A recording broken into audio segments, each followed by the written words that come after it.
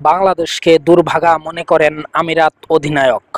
সাম্প্রতিক পরিসংখ্যান দেখলে বাংলাদেশকে নিয়ে উচ্ছ্বাসা ছিল না কারোরই। তবে আইসিসি র্যাঙ্কিংয়ে 15তম স্থানে থাকা সহযোগী সদস্য দেশ আরব আমিরাতের কাছে সিরিজ হেরে বসবে, এমনটাও হয়তো খুব কম লোকই ভেবেছে। 3 ম্যাচের টি-20 সিরিজে 2-1 ব্যবধানে হেরেছে টাইগাররা। টি-20তে প্রথমবার বাংলাদেশকে হারানোর পর সিরিজেও হারালো আমিরাত ক্রিকেট। ম্যাচ শেষে জয়ের উচ্ছ্বাস প্রকাশ করেছেন আমিরাত অধিনায়ক মোহাম্মদ ওয়াসিম।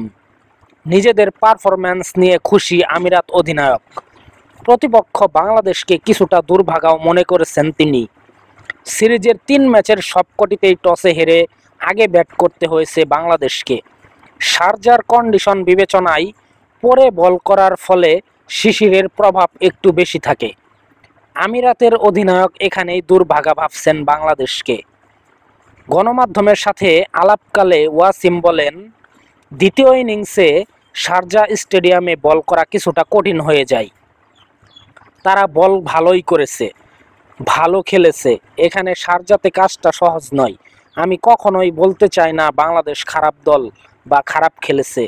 তারা টেস্ট খেলুড়ে দেশ, তারা ভালো দল। আমরা সহযোগী দেশ হিসেবে অনেক ভালো খেলেছি।